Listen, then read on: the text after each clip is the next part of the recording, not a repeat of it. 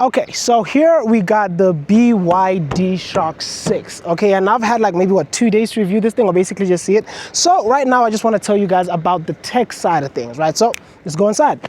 So starting off, first off, when you get into the car, you got these nice leather seats. It has this nice black and orange theme. You know, if you look right here, there's this little orange things right there. You got the orange stitching around the car going around. And yeah, that's one of the main accents of this car. Then now when you're getting into the car itself, first off, very, very nice smooth steering wheel. You got a screen right there. You know, it's going to tell you, you know, how much you're going, all those little things, you know, your parking, your gears. It's also going to give you things like the tire pressure, all those things are right there. And even your fuel consumption, both on battery and on the fuel. And then now coming onto this big screen right over here, this is basically your info center. I mean, you got Apple CarPlay, you got Spotify, you can even turn it around. You get it into tablet mode, you can connect your Bluetooth, Wi-Fi, everything. And then another thing is right here when you come over to the Prindle, or you know, the info center as you say, right now of course you got your nice little gear changer, and then you got things like your hazard lights right over there. This is what you can use to actually change from EV to, you know, petrol if you want to do that. You got of course your start and stop button, and then you got everything else. You also got a volume rocker right over here. You can also use that on the actual screen right there. You can actually just change the, volume rocker. You can also use touch screen. It's going to do it right there. And yeah, I mean, that's about it for most of, you know, the inside. It's a very nice looking car, very good. But here's one last feature, the AI inside. Okay, so hey BYD. Hi there. Close up all the windows. Then look right there. All right.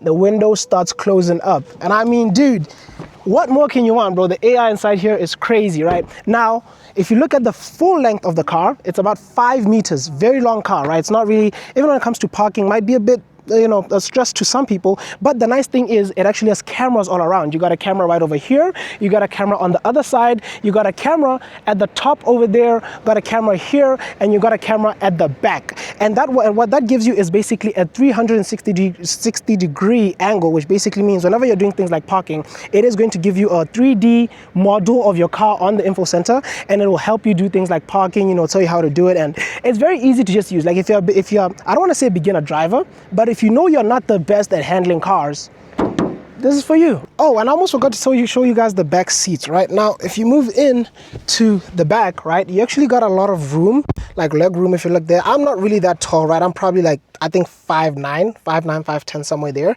Of course, you got your little thing right over there, cup holders right there. It can seat 3 people at the back. You also got the leather seats in the back seat right there. And of course, when it comes to the air cons, this is how you actually switch them off, on.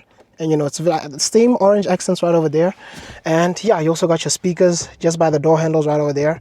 And that's about it. Now, one more thing. This is actually a plug-in hybrid, which means that it does mostly use petrol, right? On a petrol on a full tank, it can give you, I think it said 500 to 600 kilometers.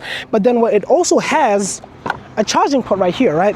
Now with the charging, again, it's a plug-in hybrid. If you charge it up to 100%, it should give you about 80 to 100 kilometers. It's not meant to be fully run on electricity. That's why it has a gas tank, right? You know, for petrol. That's the main, you know, thing. But if you're a person who, let's say you're using this to commute to work, and you know that work is maybe, I don't know, 30 kilometers away from home, you can literally drive. If you charge this every single day when you get to the office, you drive to work 30 kilometers, drive back, that's 60. You still have maybe a good 30-40% left on your battery.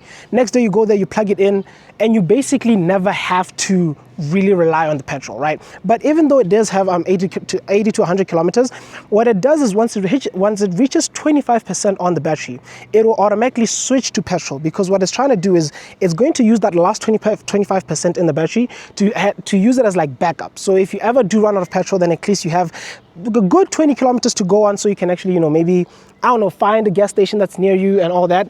And yeah, so then now heading over to the boot. There's one very good feature about this thing. It has, if you look at this button right here, it has this button that if you press twice, the boot is going to fall on by itself, right? So you just gotta, oh, I was doing a bit too fast, but there we go. And then hopping in to the boot, I mean, you got plenty amount of space, right? It's not the biggest of all, but you know, you got space. And then moving over here, you actually got 2, you know, charging ports right there. So you can actually plug in your things. Later on, I'm going to be with Mac. We're going to actually play some PlayStation behind you. We're going to plug in a TV, plug in the PlayStation, and, you know, just have fun with it. You got your plugs right over there.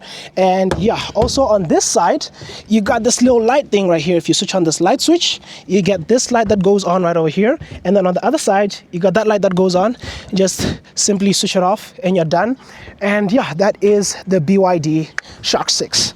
Now to close this up, boom. And now we're back inside the car to actually test out the main purpose of a car, the actual driving, right? Now, one of the best features about this BYD is that it's very big on safety, which means that even if you try to lift off, when you're driving, it will always tell you, put on your seatbelts. Even the people in the back, your passenger seats, everybody's gonna tell it, put on your seatbelts, right? So driving this car, the pickup is very nice, but I mean, it's a very smooth and silent ride. You won't really hear any, the engine isn't really loud. And right now we're currently driving on the EV mode. So I'm currently using electricity. I'm not using the, petrol, but it is a very smooth, comfortable ride. And the nice thing is whenever you indicate on the info system, it'll actually use one of those cameras on the mirror to actually show you and give you a display that, okay, you're actually turning right or you're turning left. Oh, dude, the pickup on this thing is crazy, right? And that's one of the nice things about it. And now I'm currently on reverse, and like I said, it's going to give you a 3D model, a 360-degree view of your car. So even when I'm reversing, I don't really need to use the mirrors, unless what Max says is a man, you have to use the mirrors. I just like using the screen. I mean, it's there for a reason, so I'm just gonna use that. Then I'm gonna go into drive, and boom, easy peasy.